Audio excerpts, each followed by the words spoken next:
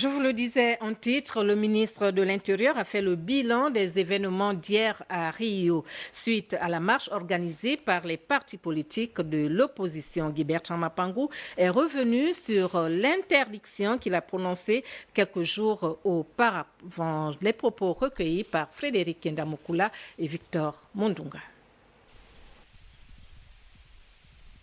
Par un communiqué daté du 19 décembre 2014, j'informais l'opinion publique nationale et internationale de ma décision d'interdire le meeting prévu au Carrefour Rio le 20 décembre 2014 à 13h et dont la tenue avait été déclarée auprès de mes services conformément aux dispositions de la loi numéro 4860 du 8 juin 1960 sur les réunions publiques par les responsables des partis politiques de l'opposition ci-après.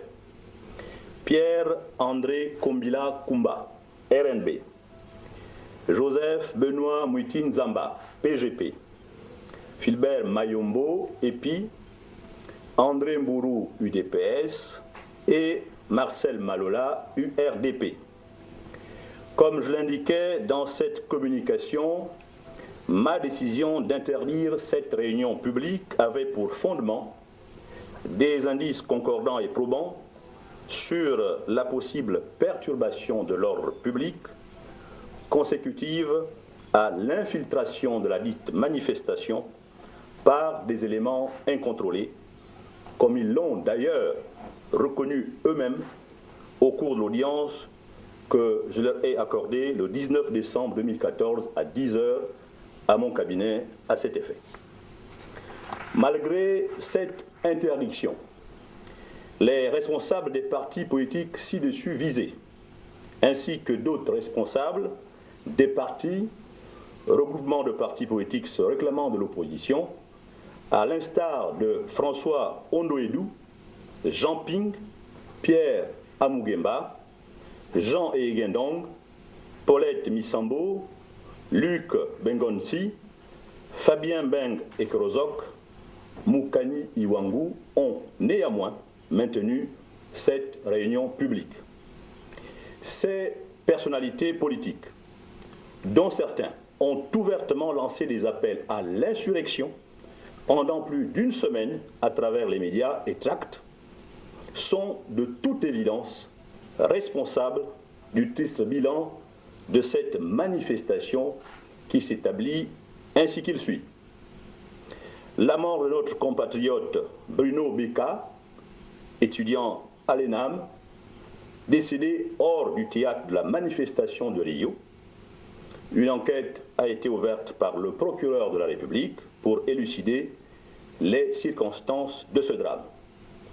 Je saisis cette occasion pour présenter à la famille de la victime les sincères condoléances du gouvernement et la rassurer que ce crime ne restera pas impuni, d'autant que les 10 personnes qui transportaient la dépouille de ce compatriote sur le toit d'un véhicule à usage de taxi de marque Toyota Corolla, immatriculé CV 879 AA, conduit par M.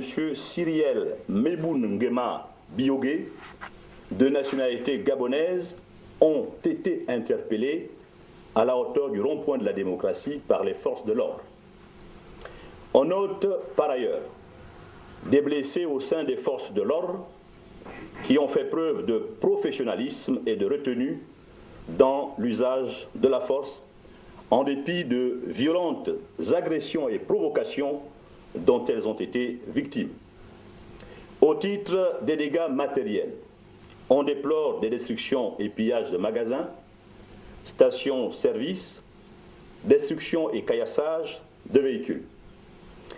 S'agissant des interpellations, on dénombre une centaine de personnes, dont 90 abonnés et une dizaine de ressortissants étrangers.